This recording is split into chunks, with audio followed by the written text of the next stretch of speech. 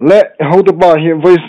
zanita chanchin big takin renzola thil sung kha details e hang fit no ma voice un he tarik som ni paruk ania tarik som ni paruk ania tarik som ni panga thil sung nin kang fira renzola e una pa takin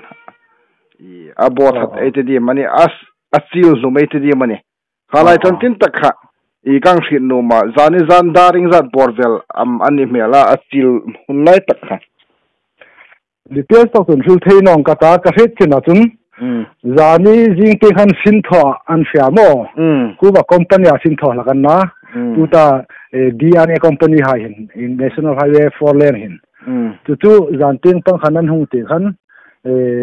daruk le darsari in carborvel ani de ju khanga tu siran tu na takha daruk da seri borvel mo tu siran tu na takha kha taka khan matorin azuk sukhan amuna khan thiallo anno tu khan omdan takha amuna chuna thino zarjang khan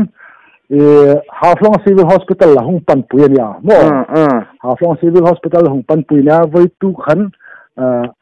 Gauhatia unreferred doctor Haichen ambero tu kha Gauhati khom fe man chong talun san man lawin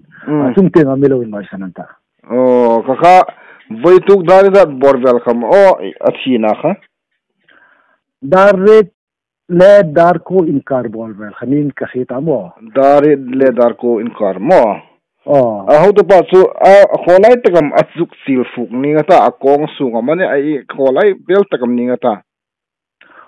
ada toraini no lai khan chun postmortem report hom pha ching tan kala screen no mo ke chun an zo tan ha ka uma se dan po chun angum ru 80 akoya azang ru 80 mo i akong in khat tung hai he aru hai khong an phit wang ni chun a phing he mun khat chang ping pang adem ne mani tiding a phing lai he an jang sa bo ka de apoi 80 khobel zarita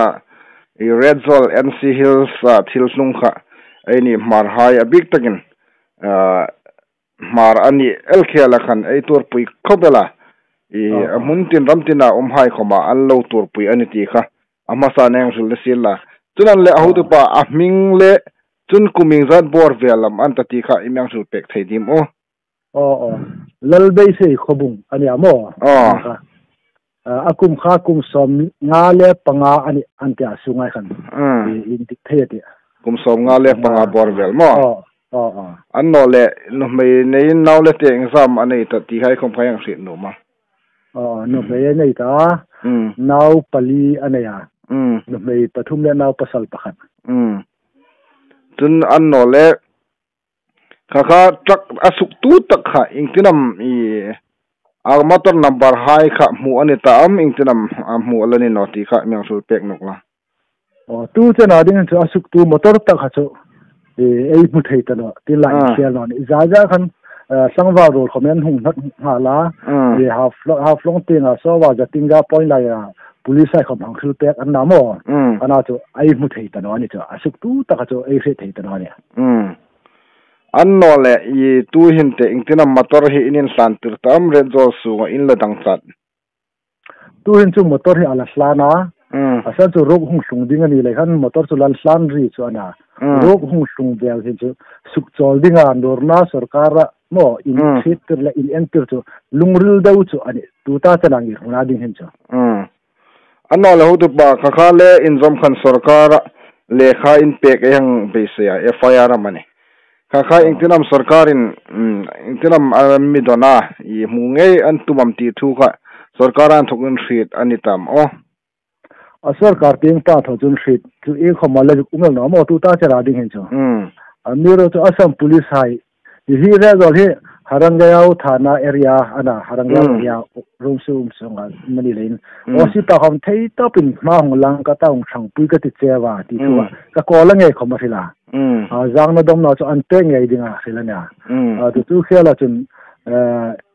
hi ta ka thon sarkar te nga how to magistrate khom honga ahung enana police khela khale khan be sei chu ani amira chu hi ta ka voi su na emani report document sai po kha police hain anin I la boy puyan ta mo khanon ni tenga thokama boy pudin hom chalo mate ninge e acha e khang ting pangkha unsin la an nole hu tu pa voisun tarik som ni parukana postmortem khazing ka daring zat en thoknan tana daring za man zawa chun arung hi daring zam vui ani mela ti kha yang rit num boka postmortem ho man ting dar thum gel khanan tana an zo a sort no postmortem ta chu tu hin au pa lor mol hoya uda thum uma ama inan luta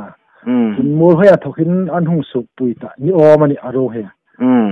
chuang ani chun hin hung hlunga ta voizan la hin infum ding chun yesil anya voizan dar som le som padi in carbor vel ju phum pha ni din ka beisi ani ngai te lekha e ho to pa a en thokin chan chin chinglem e hang hrit thea e poi gai hang te pui lia ke khom poi ga te pui lia sung le ko ta ding tong china lo san nom tu hai ta ding hi YouTube lo en tu hai po hin pulal base sung le ko naw le te hai ta ding tong china lo hang sanin lai hang no ma chun sarkar ting pangai in thoka lampui e mani bek zang na dom na ati hai chung hai khom chaum thaina ding in tong china mitinin lo hang sanin la hang no ma chun sit tuk tu hai e voizan dar som pakhat tu ta report engai hlang khan in voina program an hmang dingana chu huna khom chun e khom boina ha satna hai umlowa lung taka in voina hai an nei thaina dingin tong china lo hang sanin la e hang nom boka le tu kan e ho tu pa a in thokin chanchin report hai e hang ngai thlaka an no le nanga ting panga thoka tu hil nom jok dam ilanei elam o sulai tak chu kaya tega thoka hil nom ti chun sun rom khan hiting media te ra thon review an mila na khan chu ka hil meta chun ei ni karan ju ra khom chu thil ram chang no din lovin asar ka he din kha apoi mo hi national highway he tu ta amlnu nandita golosa mo phuna pe anta chin dei he dan chun ACM ani boka ani hai hin tin mani namte ngai thui tu hai entinan pu david ke bom hai da mo ani ai ma mi la pu hai se la an rang thei angin hi lam pui khomisian khatni sen la lui pa he athar pa khu an sem jingana chu chau chu ni lo in tu ta jang na dom na ti ta ha ni chu thing sang rama umei na mi mo le na te le te khalen mo hui te ngai nam thui tu so tak takai khong han mi lo se pui hai sen la ma mi la pui ve hai sen la HYA uma in pui uma HWA HSA uma mo chun ISF khom in zom khom da ne ya khangai khom khom ni ma mi la pui to den I feel na kai sim ne ro se ole na thakin acha talo ai ho tu pa thoga report ai ngai tlang khan voi sun khan news hai ai lo mo sengeng ringa hi ai ho tu pa ngai khomin news hai khan sarkar ting panga nur na hai amani angian na hai sima hun hang mang hai kha ai lo ai hang pesia hi thu thatak tak tu ta hong khilai kha ai nam